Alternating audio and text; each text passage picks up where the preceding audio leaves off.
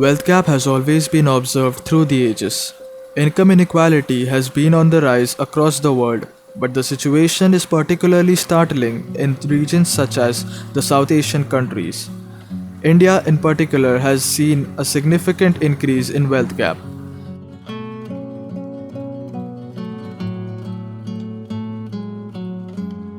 Stories of widening wealth gap and the super rich gaining the most during the pandemic have made their rounds in the social media circles in the last 1 year.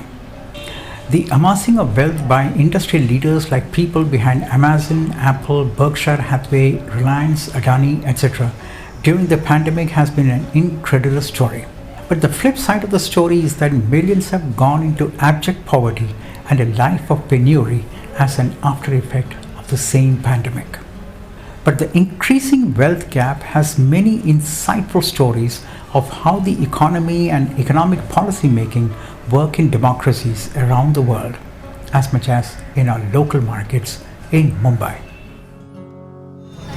मावशी तुम्ही इथे किती वर्षापासून बसता? आम्ही इथं 50 वर्ष झालं इथं या धंद्यावर. 50 वर्ष धंदा करतो. 40 वर्ष झाले आम्ही. कम से कम 40-42 साल हो गए. यहाँ पे 20 साल की उम्र में आया था, समझो आपके उम्र का. अभी तो 62-63. 50 वर्ष झाली. 50 वर्ष. तो मैं मेरा भाई, अब मान लीजिए इतनी मुसीबत है ज़्यादा से ज़्यादा, और उसमें ये भाग दौड़ लॉकडाउन का जो शोर मच जाता है ना, तो पब्लिक सतर्क हो जाती है. पहले वाला दिन याद हो जाता है कि अगर मैं अपने पैसे को संभाल कर नहीं रखूँगा तो हो सकता है बैठ के खाना पड़ेगा कहाँ से आएगा. इसलिए जिसको ज़रूरत है वो भी नहीं खरीदता. लॉकडाऊनचा पहिला धंदा व्हायचा. त्याच्यानंतर आम्ही बंदच केला. बंद आमचा धंदाच नव्हता. बंदच एकदम सगळं बंद. काय चालू नव्हतं. आम्हाला बसूच येत नव्हती. ते बसायचे नाही. हां, तांदूळ, राशन, पाणी हे आम्हाला भेटलं. आणि त्याच्यानंतर आमचं खर्च, घरची भाजीपाल्याचं आणि परत त्याच्यानंतर शाळांच्या पोरांचं अभ्यासाचं ह्याचा घरचं खर्ची वादे व्हायचे आमचे. तरी आम्ही असे दिवस काढले. तर आम्हाला कोणी विचारलं नाही, पुसलं नाही. प्रत्येक ठिकाणी डाळी वाटल्या, हे सगळं झालं, पण आम्हाला नाही भेटलं काय. आम्ही असे दिवस काढले. आणि आता करून खातो, ती बी आम्हाला बसू देत नाही. ते थोडं थोडं चालू होते. तेवढंच आहे आमचं. सकाळची म्हणजे 7 वारांना बसतात की रोज बसतो महिन्याचं, पण काही धंदा नाही. वाराला पण बसते, बिनवाराला पण बसते, पण गिराकच नाही मार्केटमध्ये. पण मी आताही बघते खालीच आहे मार्केट. मग किती दिवस झालं दाखवून येणं सगळं ऑनलाईन करतात ना, ते बाजारात गिराकच नाही ना. त्यांमध्ये भैये फिरतात जाम. भैये स्वस्त देतात, त्यांना काय खर्च नसतंय. आमचा 8-8, 15-15 दिवस हे बघ माल कैसा चिकट होतंय. काय करायचं ते सुरमईच्या आत्र बित्र निघली. गिराकच नाही मार्केटला. आता लॉकडाऊनच्या अगोदर व्हायचं मावशी. आता हे वाघरिणींचं आयलं गिराक तर कोलबीला येते, नाही तर ते पण नाही. मोठं पण मावशी आता म्हणजे लॉकडाऊनच्या अगोदर धंदा व्हायचा तुमचा? नाही ग बाई, त्या 2 महिने घरीच राहिले लॉकडाऊन मध्ये. आणि लॉकडाऊनच्या अगोदर तेव्हापासून ते लॉकडाऊन झालं ना, घरी राहिले. इस तरह से धंधे पानी एकदम इतना बेकार हो गया, खास ज़्यादा. तो भी अंकल आपका दिन में धंधा कितना होता है? 200, 150, 250 रुपये कर लेता हूँ. अब 200-250 रुपये में मियाँ बीवी है इसलिए चल जाता है. अगर उसमें और 2-4 पीछे रहते खाने वाले तो तो फिर नहीं चलता. तो भी नहीं चल पाता है. दवा तो रोज़ सुबह और शाम खाना खाओ, दवा खाओ. डायबिटीज़ सुबह शाम दवा सुबह दवा खाऊंगा, फिर शाम को दवा खाऊंगा. कम से कम नहीं तो 30-35 रुपये रोज़ को दवा चला. उसके बाद में नमक है, तेल है, भाजी है, ये है वो, दुनिया भर की महंगाई है. कैसे जिए कैसे खाए समझ नहीं आता. नाही ना, आता जेवढं सोनं बिनं काय असेल ते ठेवून परत कसे तर माणसांनी दिवस काढले. राशनचा माल कोणी यायचं, कोण द्यायचं, कोणी होते म्हणजे मदतीला यायचे पण थोडेफार. It is nobody's case that the disparity of wealth has been a new 21st century development. Nor is it that the governments around the world have not been responsible and not contributed to this widening gap in wealth due to their direct and indirect policies. In the New World Order, the poor don't seem to connect government policy making to the growing disparity in wealth. And that is outstandingly unusual. Even if they understand the intricacies of government policy making, they don't tend to hold government responsible for the mess. That is outstandingly unusual. Or worse, in most cases, people and voters in democracies have started to justify the government's misdeeds for the larger good that the governments are bringing about in the name of culture and religious identities around the world. Some of this has been well encapsulated in the latest blog of Shekhar Gupta, former editor of Indian Express and the current promoter of a very popular online news magazine, The Print. आम्ही आत्ताच आलो हा. मग आम्हाला कोणी पण मदत नाही केलंय माहिती आहे का? कोणी सुद्धा मदत नाही. घरात होतं ते कमवलेलं ते खाल्लं आणि आता बसतो. तेव्हा कसं लॉकडाऊनच्या अगोदर धंदा व्हायचा तुमचा? कमी होता तर लॉकडाऊन ऑनलाईन जास्त. अफसोस की बात है, हमारा देश आज कितना नीचे चला जा रहा है पता नहीं चलता। अमीर अमीर होते जा रहा है, गरीब एकदम मरा जा रहा है। अब वो दिन आ जाएगा जैसे पहले जमींदारी था, 100 रुपये का नोट निकालते थे बड़े लोग, तो गरीब इतने ज़ोर से दौड़ते थे जैसे कि कभी उसने पैसा देखा ही नहीं। उससे अक्खा दिन काम करवाते थे, बदले में उसको क्या देते थे? 100 रुपये। और हमने अपने बचपन की बात देखा है कि जमींदार काम करवाते थे, एक शेर गेहूँ देते थे, जौ देते थे, एक उसके पीछे 4-5 लोग खाने वाले अपना गोबर निकलवाते थे, अपना खेती जोतवाते थे, अपनी खेती की कटाई करते थे, सिंचाई करवाते थे, उसके बदले में एक से 5 पाव। बड़ा बड़ा होता जा रहा, गरीब सड़ा जा रहा। इसका कौन करता है? एक कुदरत का निज़ाम है कि बीमारी को इंसान को भेजा ये और उसका दवा भी बता दिया। जब इंसान अकड़ के चलेगा, खुद को भगवान समझेगा तो मैं इसको बीमार करूँगा, फिर ये मेरा नाम लेगा। यानी तो इंसान के घमंड तोड़ने के लिए उसने बीमारी पैदा किया और बीमारी का इलाज भी बता दिया। अगर ये कोरोना उसकी तरफ से है, कोई थाली और ताली बजा करके ठीक नहीं कर सकता। इसको ठीक करने के लिए उसकी बारगाह में जाना पड़ेगा, उसके घर में जाना पड़ेगा, मंदिर में जाना पड़ेगा, मस्जिद में जाना पड़ेगा, ये कराना पड़ेगा, उससे रो के गिड़गिड़ा के माफ़ी मांगना पड़ेगा, मालिक हमसे जो गलती हो गई माफ़ कर दे, ये बीमारी को तू जो भेजा है इसको उठा ले। और ये सारे चीज़ ना करके दूसरे तरीका अपनाते हैं, अपनी मर्जी से तो जाने वाला नहीं। The stories of harassment among the micro and small enterprises are dime a dozen. But help from unexpected quarters has been the saving grace during these tough economic times. Community help has been the prime mover in bringing people together during the pandemic, and many among the economically weaker sections give full credit to the selflessness of the community leaders and volunteers. लॉकडाऊनमध्ये तर आता सगळं हे station वगैरे बंद होते, मग तेव्हा धंदा कुठे लावायचा? मदत मंदिर राहिलं दुसऱ्यांच्या मदत राशन त्याच्या मदत. बस परत किती धंदा होतो तुमचा? आमचं कधी 100 कधी 150 असे चालू. मग त्यात घर कसं चालतं? मग याच्यावरच चालवते. आता काय करायचं, आता कोणाकडं जायचं? ते लॉकडाऊनमध्ये सगळं पब्लिक लोकांचं मदत होती. हो. मग आता कोणाचं मदत नाही, आता याच्यावरतीच आमचं घर चालतं. बाकी आणि आम्हाला असे ना पैशाने हैराण झालो आम्ही, आणि घरात लहान मुलांना बिस्किट लागायचं ते सुद्धा मिळत नव्हतं खायला. काय सांगायचं, अशी हालत बेकार काढल्या. तरी कसं म्हणजे मग काय काय करून घर चालवलं ते? असं कोणी असं म्हणजे राशनचं फुकट भेटलं ना, तांदूळ डाळ भाजी असं करायचं, कधी गहू मिळायचं ते करून खायचं, बस राशनचंच. ते 2 रुपयेवाला किलोवाला भेटायचं ना, ते पुरी तेवढं मिळायचं, बाकी आम्हाला काही नाही. कधी 100 रुपये मिळत नाही का बघायला. आता 100 रुपये बी बघायला मिळत नाही तर हे लॅपटॉपपासून हां हे असं आमचं चालले परिस्थिती. The downward trend seen in micro businesses during the lockdown and its aftermath has to be seen to be believed. Lowering salaries and job losses have had a spin-off effect on the overall economic growth in their clusters. Online availability of perishable goods has been a death knell for the micro businesses. Today's customers are ready to pay 4 times more through online purchases for the same products and services that are available in their vicinity. We met with many facets of the pandemic on life and livelihoods during our interview with varied micro and small business entrepreneurs. गिराक बी राहिलं नाही नाही आणि मच्छीचा का विक्री होत नाही लोक आणि हे येत आहे आणि हल्लाईन चालवायला लागली मराठी सर्व लोक धंदा करा मराठ्यांनी कधी धंदा नव्हता केला म्हणजे कोळी लोकाला किती परिणाम झाला डोक्याला तू विचार कर आमच्याकडे एक माणूस मच्छीच्या धंद्यावर कमवणार तेव्हा 10 माणसं खाणार पण तो धंदा नाही आता 10 माणसं कुठे खातात अर्धा किलो मिळायला मुश्किल जायले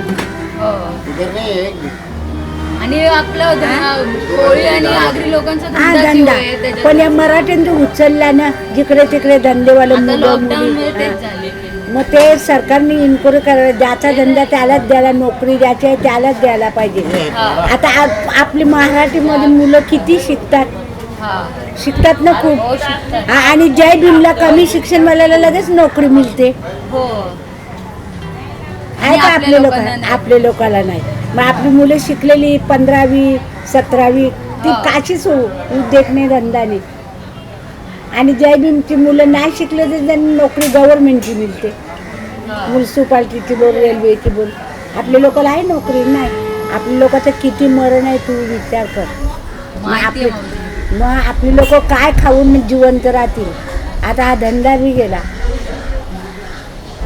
आता बघ आता मग 4 वाजताची 1 रुपयाची बोली नाही मग बोली कसं? नाही झाली अजून नाही मग तू विचार कर आता 7:30 वाजलं का पोलीस येतील उठवायला खपला धंदा संध्याकाळी आलं तरी नाही भीक मागू नको ना पोट भरू नको असे गत जाईल तुम्हाला काय वाटतं मावशी जर आता परत लॉकडाऊन झाला तर काय होईल तेच आता ते पर्याय करायला पाहिजे त्यांनी आपली सरकारने आम्हाला काहीतरी आमची मागणी करा आमचं बी चालू द्या आता पाठीवर मारा नको पोटावर मारा पाठीवर मारा पण पोटावर नका मारू असं आमचं म्हणणं आहे. आणि मग आता लॉकडाऊन चालू होता तेव्हा मग तुम्ही काय काय करत होतात घरीच होतात आणि त्याच्या अगोदर म्हणजे धंदा होता होता तेव्हा तरी होता धंदा हे झाल्यापासून तर धंदाच नाही आणि पैसा पण होत नाही मालाचा नुकसान मग आता होतो का आता थोडं लॉकडाऊन नाही अजिबातच कोणच नाही चालतच नाही कोण अजून 1 रुपयाचं पण विकलं नाही आता काय नाही आता तेच दिवस कशा तर ढकलायची वेळ आली आता आता हे असं वाटतं आता ही रिक्षा लाईन सोडून कुठे तर वॉचमॅनची ड्युटी करावी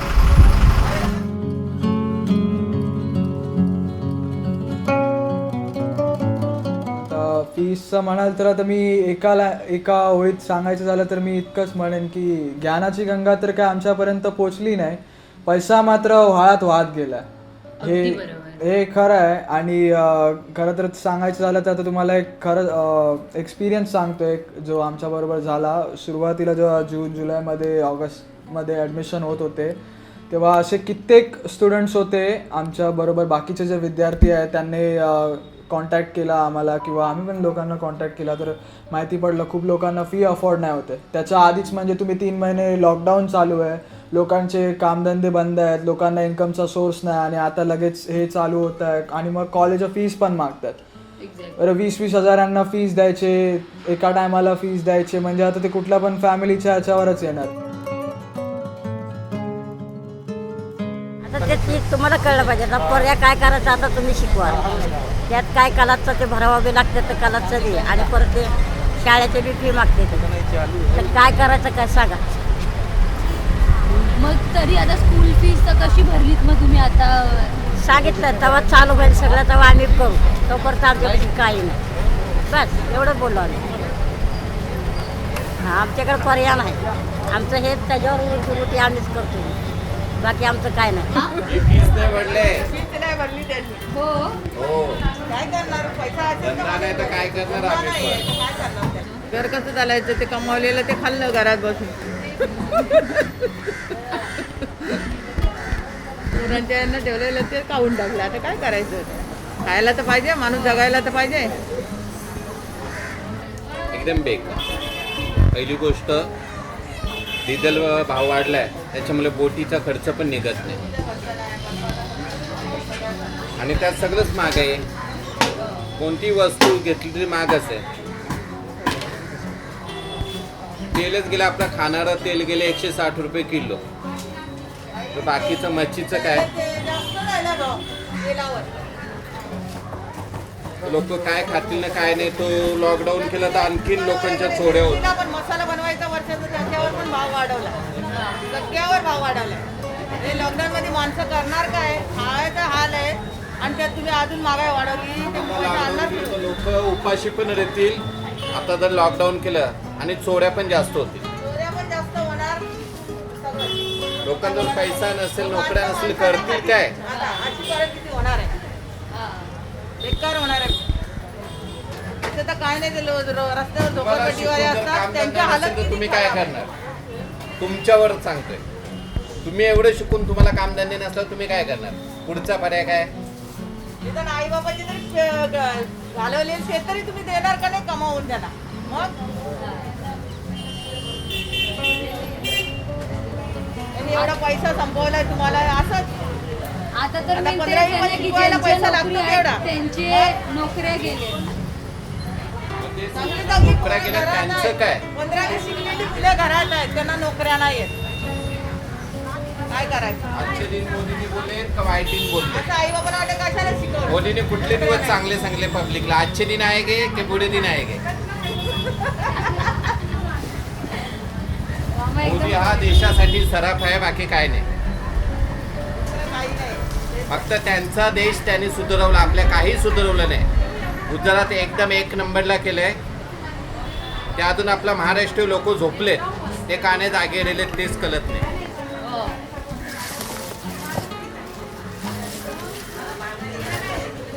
त्यांना आपलीच आहेत ना साथ देणारी, मोदी लोक आपलीच लोक आहेत ना, बाकी कोण देतात. आपलीच लोक पुढे खेचून नाही देत.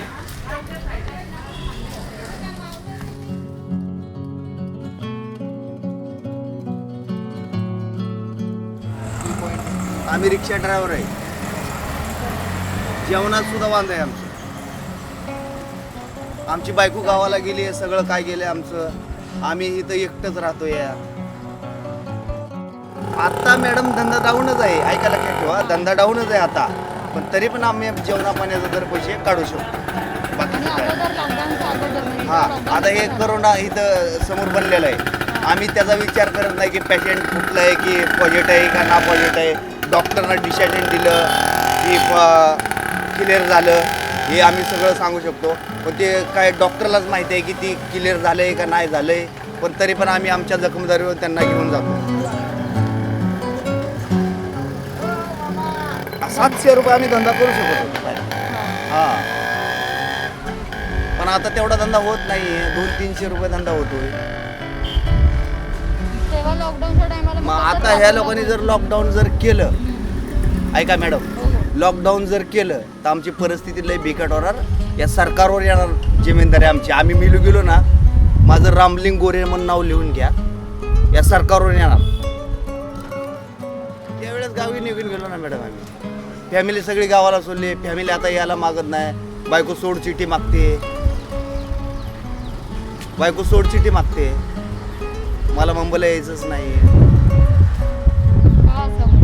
म्हणजे आता त्यांचा प्रश्न आहे. ते म्हणते की मुंबईला रोग वाढलेला आहे, मी येऊ शकत नाही. रूम आहे आपली, सगळं काय इकडे सगळं काय ओके, आलं लक्षात. पण तिला सोड चिठी पाहिजे. मग म्हणलं मी सोड चिठी काय तुला देऊ शकत नाही. एक मुलगा आहे, त्याला 14वीपर्यंत शिक्षण केलंय.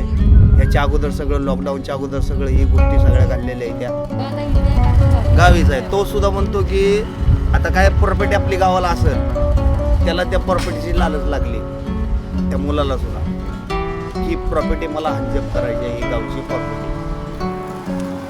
पर्सनल घरात वाईट घडायला लागले. ते प्रत्येकांच्या घरात वाईट प्रश्न घडायला लागले.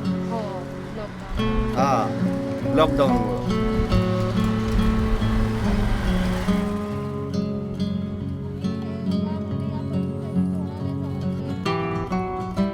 आता मॅडम कसं आहे माहिती आहे का, ऐका, आपण तर कुणाला सांगू शकत नाही, देऊ शकत नाही.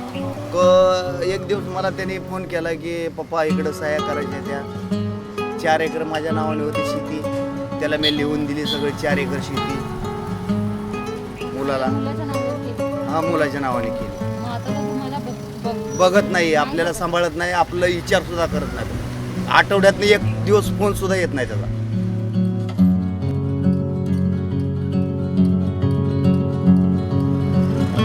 आता आम्ही जेवण हॉटेलचं जेवतो, लॉकडाऊन केल्यानंतर आम्ही काय खाणार? आता तुम्हाला एक हे विचारायचं आहे, श्रीमंत कसं श्रीमंत होत चाललाय, गरीब अजून गरीब होत चाललाय, काय? मॅडम कसं असतं माहिती आहे का, आता गरीब लोकांचं हातावरचं पोट आहे, त्यालाही कामधंदा केल्याशिवाय तर संध्याकाळी जेवायला नाही. हां बरोबर आहे, आलं लक्षात. त्याला जेवणाचं म्हणजे जेवणाचं आणि सगळंच पडलेलं आलं लक्षात. पण काही माणसं ना, घरातली माणसं सुद्धा वाईट माणसाला व्हायला लागले त्या लॉकडाऊनमुळे, या रोगामुळे, आजारामुळे. मुंबईमध्ये दुसरं कोणी नाही, कोणीच नाही आहे. बायको पोरग सोडून गेले, रूममध्ये एकटा, रूम बनवलेले, जाऊन झोपतो रूममध्ये, जेवण पार्सल घेऊन जातो, बस. तुझी गरज नाही, ते मराठी वाट बघतात आपल्या. ज्यावेळेस खपला त्यावेळेस येतील ही लोक, बाकी आजूबाजूवाले हेल्प करतील त्यांना. हे बी प्रश्न होऊ शकतो.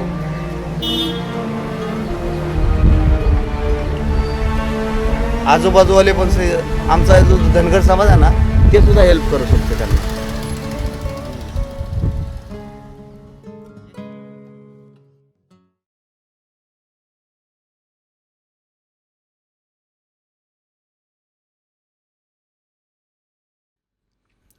It is really a very sad thing to see how things have turned out, since our topic for the documentary was the effect of COVID in the ever rising wealth gap in India. And as the CEO of Oxfam, Amitabh Bihar, had said, the gap between the rich and the poor can't be resolved without deliberate inequality busting policies, and too few governments are committed to these. During this project made me realize how everything has changed in the last 4 to 5 years. Though we expected to hear sad and bad stories while doing the interviews from different walks of life, the stories we heard, which was a subsequent reaction to the increasing wealth gap, was very astonishing. A study by International Labour Organization predicted that 40 crore middle class will be pushed to poverty due to the ever rising wealth gap, job loss, and as an addition to that, a pandemic and an unresolved migrant crisis. A report by CMI Center of Monitoring Indian Economy showed that there was a 23.52% of rate of unemployment in April 2020. India's richest 953, along with Ambani, who has added $30 billion to his wealth, cover more than 5 times the wealth of 953 million people in India. We realized how bad things have taken shape, where the true stories of the people, their lives, the way they survive is not much talked about in our circles, and discuss stuff that do not have much essence to it. It was very hard for us to not to notice that there was a lurking fear of speaking out about the issues they faced on the camera, about their daily grind, and how life has become an unbearable drudgery for most of the economically weaker sections. It was unclear in their eyes of how they would come out of this despondency and desolation.